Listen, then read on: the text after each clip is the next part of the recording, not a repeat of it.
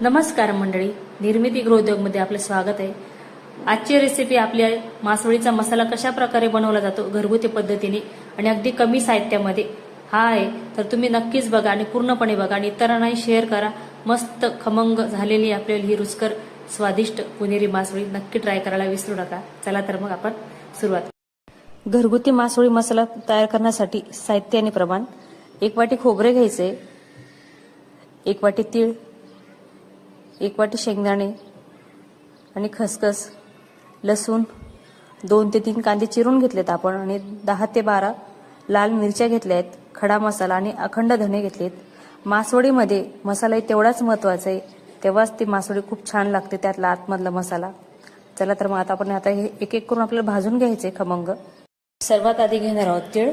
तीळ आपल्याला छान खमंग भाजून घ्यायची आहे आणि खोबऱ्याचा रंग आपल्याला काळपट करायचा नाही, फक्त गुलाबी रंगावर भाजून घ्यायचे मंद आचेवरती। आणि शेंगदाणे सुद्धा आपल्याला त्याच प्रकारे भाजून घ्यायचे आहेत।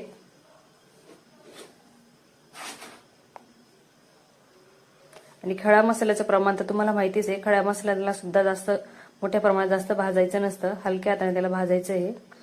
मिरची पण त्यात आपण भाजून घेणार आहोत मंद आचेवर। आणि आता घेणार आहोत खसखस। खसखस सुद्धा आपण त्याच प्रकारे भाजून घेणार आहोत। आणि आता कांदे भाजून घेणार आहोत।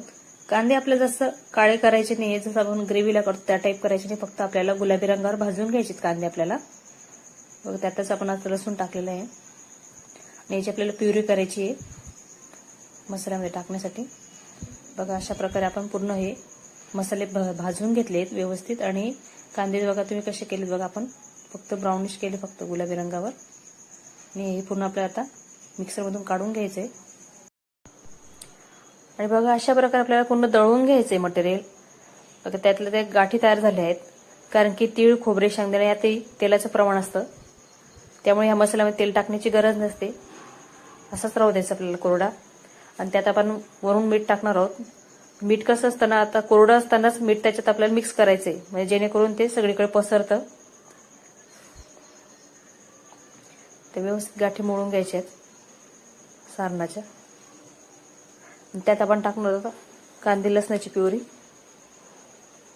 प्युरी टाकण्याचं कारण एक असतं की मसाला आपला ओलसर झाला पाहिजे, आणि जर मसाला आपला ओलसर जर नसला तर ती मासवडीमधून जेव्हा आपण मासवडी कट करतो तेव्हा मासवडी फुटते आणि तो मसाला इकडे तिकडे होतो आणि ती दिसायलाही व्यवस्थित दिसत नाही कट करताना।